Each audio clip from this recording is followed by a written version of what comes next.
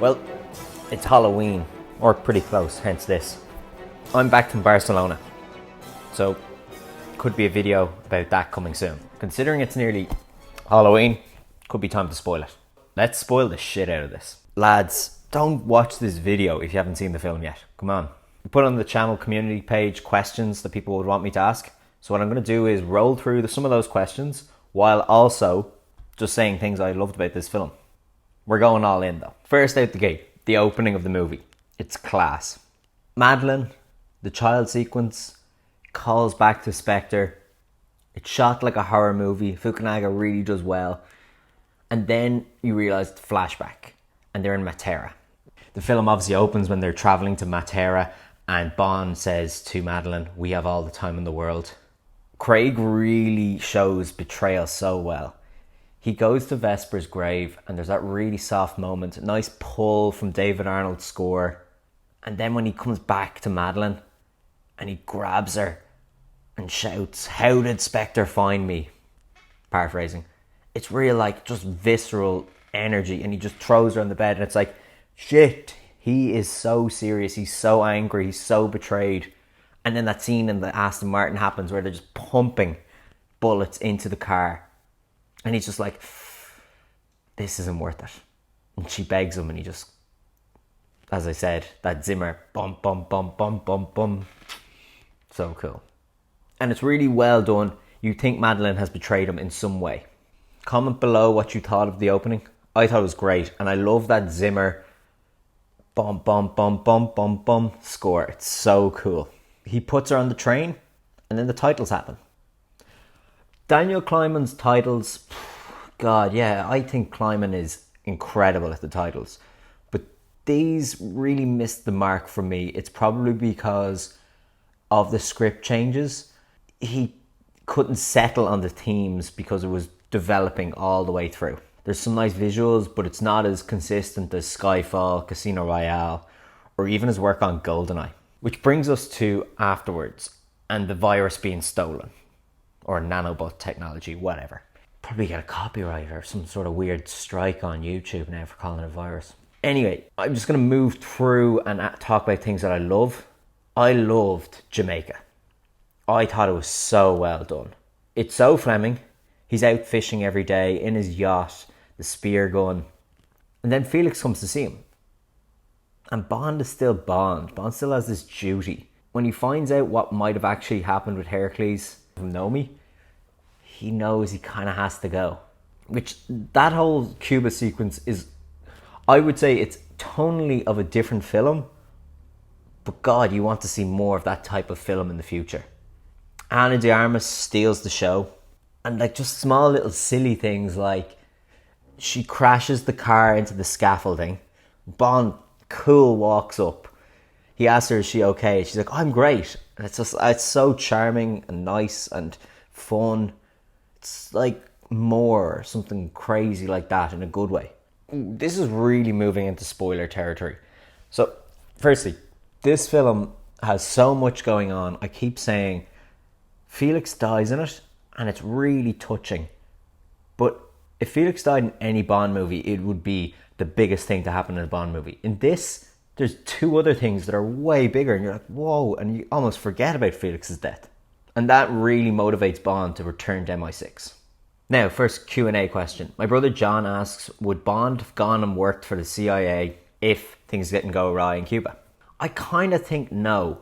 I think Bond likes living out in Jamaica, but he likes the thrill of a mission now and then. And it's very probable that like Felix would pull him in as a mercenary almost to do high risk missions the CIA couldn't get caught doing. And Bond loves the thrill. He loves going out in the field, having a drink, getting adrenaline, and then probably returning to be quiet in Jamaica. Also, he kind of only goes on the mission because Nomi shows up, tells him she's the new 007, and he has sort of FOMO and he wants to get back in the game. Move on after Cuba. Obviously, just the coolest thing ever is when Bond picks up the Vantage and drives to MI6 and that twangy guitar Bond theme playing. But there's a moment where they're going to see Blofeld and it's so poignant. And Zimmer does a very Barry-esque thing. He weaves the Billie Eilish song throughout the film. So what's happening is Madeline and Bond are turning the corner of the hallway and they meet each other. And he plays that Billie Eilish theme and you just feel it. You feel Bond's emotion. And then Craig is such an incredible actor. He stops in the hallway, but he actually shifts gears and he goes, oh, time to be like Roger Moore Bond. And he just walks up with a swagger, puts his arm out, tries to shake her hand, and she turns it down.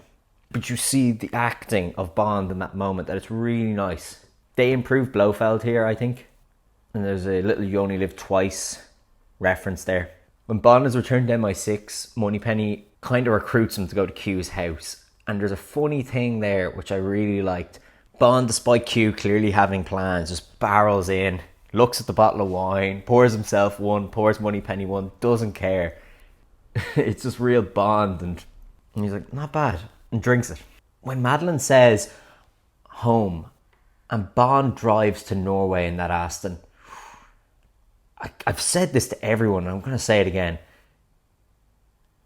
Craig should, like that moment where Craig tells Madeline he loves her, it's like an Oscar-winning clip. It's like what they play when they're like, Daniel Craig is nominated for Best Actor in No Time to Die, and they play an excerpt. Like, he is so good there. And you're like, fuck, that's real.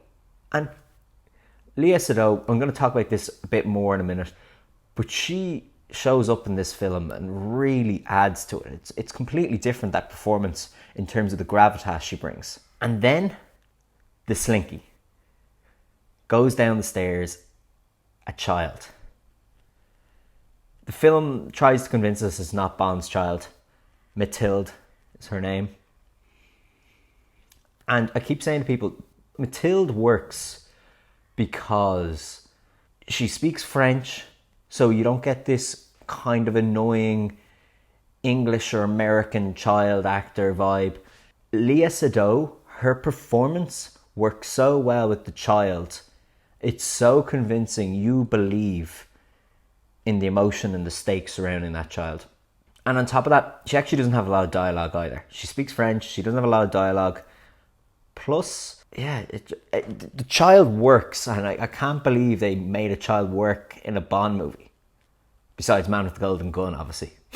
And they put Mathilde in the car and drive, and there's that outrageous chase with the defenders. Bond brings them into the woods. And there's this moment where Bond gives Madeline the gun to defend Mathilde and herself.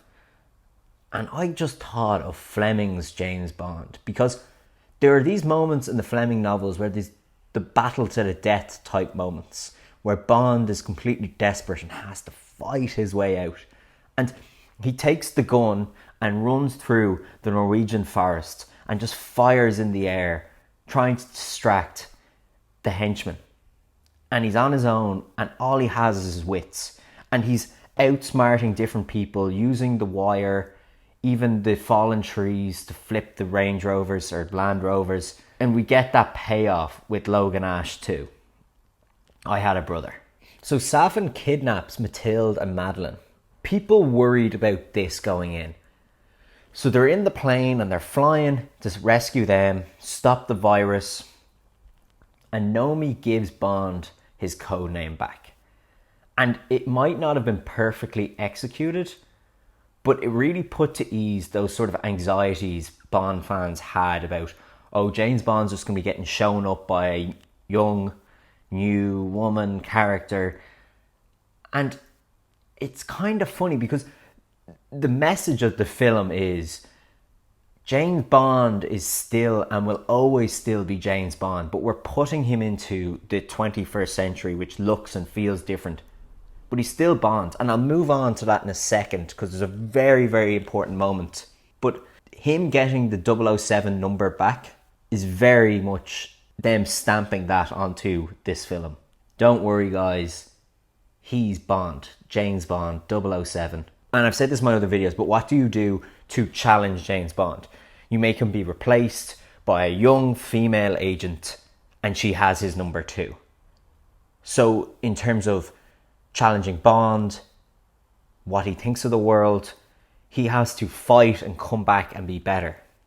And even at 52 years old or whatever, he is. In terms of what I think about the Safin base, they get in, they do their thing, which I like.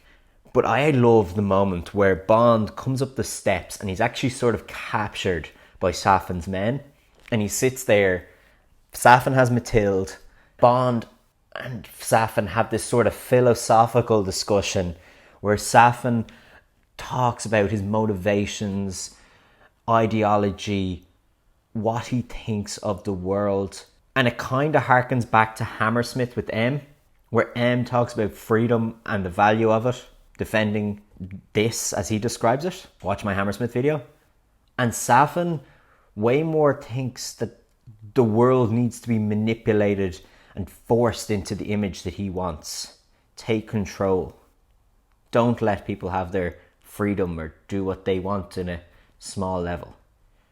He thinks he can make humanity in the world a better place. And it was just a nice philosophical argument. And it really, in that classic Bond way, underpins why it has to be solved with conflict. There is no stopping these people. What they believe in is so different. Conflict is the only resolution. Which, yeah, it's sort of grim, but it's a Bond movie. This brings me to the sort of climax in the movie. Bond manages to get Mathilde and Madeleine out. There's a couple things going on. Firstly, Madeleine and Bond have that kiss, which is really emotional. And when he says, "I'll be right back," it's just, fuck, you feel it right here. And God, I'm cursing a lot. I'm going to get an 18's rating in this video. But you feel it, and it's so true and so real. And to move on to the anxieties of Bond fans and Bond being replaced as 007. In this scene, he is 007. He has put Madeleine and the child Mathilde on the boat. And Nomi is taking them on the boat and bringing them to safety. And people are like, oh, it's too PC and this and that. In this moment, Bond kisses Madeleine. Basically says he loves her. He has something to live for in this case. But his sense of duty and right and wrong. People say, oh, he's being replaced. He's going to be shown up. However, he sends people away to safety. And on his own, he goes off and he saves the world. Fukunaga directs that brilliant stairwell scene where it looks like it's all in one take and that cool Zimmer music is playing. So we get to the moment where the blast door is shut. Bond goes back to open them. Safin confronts him, shoots him. He gets pumped with lead. And poison too. So Bond is poisoned with this vial that Safin made. He took Madeleine's hair, so he sequenced the DNA in it. So if Bond comes into contact with them, they will die. Mathilde and Madeleine. Or if Bond comes into contact with someone who will come into contact with them, it could travel through the world and get them. Steve wrote in a question asking, why would Bond sacrifice himself if he already went 5 years without Madeleine? And I actually think the reason Bond sacrificed himself was because this time the stakes were different. Last time he thought she betrayed him. Now he knows he made a mistake. Now he knows he has a daughter. But he also knows if he makes it out of this, a chain reaction could follow with that virus and get the two people he loves the most. And in a very tragic way, he sacrificed himself. He says, you have all the time in the world. Zimmer's Final Ascent music plays. God, that's manipulating music. And so not only does Bond save the world, the one time Bond had something to live for, he doesn't make it out. Sort of poignant. God, I wish that was whiskey. It was beautifully directed and made. Everyone stops me and asks me about it. And God, I thought it was great. I think they really made a great film here. There were issues in production. Fukunaga really pulled it together. He figured out the story before, during, and after. I keep saying it, he directed the shit out of it. Another question from one of my viewers is, if Bond is dead, will Lashana Lynch be a Jane Bond type person? No, I don't think that is the message here. I think the message at the end of this film is very clear. Bond is Bond. He is one man, one character, and quite unique. You really get the feeling when M gives that speech, the obituary. It's very Fleming. It's very poignant too. You know exactly who Bond is. So Lara in Madrid asked me, will Mathilde Bond be the next James Bond? And the answer is no. I think the actual result will be they're going to wait a few years and then they're going to come back with a new Bond, reboot, and go very classic with it. Connery or Brosnan looking James Bond. I think they'll go that classic. Which brings me to the end of the movie, when Madeline and Mathilde are driving back to Matera, now in the Vantage. And Madeline says, I'm going to tell you a story about a man called Bond, James Bond. Louis Armstrong's song plays and the movie ends. So does Craig's era as James Bond. He really goes out on a high here. Thank God he came back. Enda asked, if I was going to be the producer of the next Bond, Bond 26, who would be my dream cast? And I really got this thing, and maybe I'm a bit biased, but I think they should make a Michael Fassbender James Bond film with Christopher Nolan directing and Charles Dance plays M. That's kind of like my dream cast so far. I could fill out the rogues gallery more, which I might do in a video. And I think the villain of the next Bond movie should be a woman, which I think they might have worried about because sort of fears of being called misogynist. But with a producer like Barbara Broccoli, you'd think they'd be immune to those accusations. A female villain would really highlight Bond's weaknesses. He could be blind to her. So a female Blofeld type feel. Like Electra King in The World Is Not Enough was a fantastic Bond villain. And there's definitely more to do with that. Thanks for asking those questions. I plucked out a few. I hope you liked the answers. This was my spoiler discussion on the latest Bond movie, No Time to Die. I pulled out what I really liked, things I thought needed discussion. It was very rambly. I didn't write it out like my other videos, but hopefully it felt right and true and I got to the point on a few things. Plenty more videos to come, as I always say, and thanks for watching. Bye. Thanks for watching. Don't forget to subscribe, like, and keep commenting. Bye.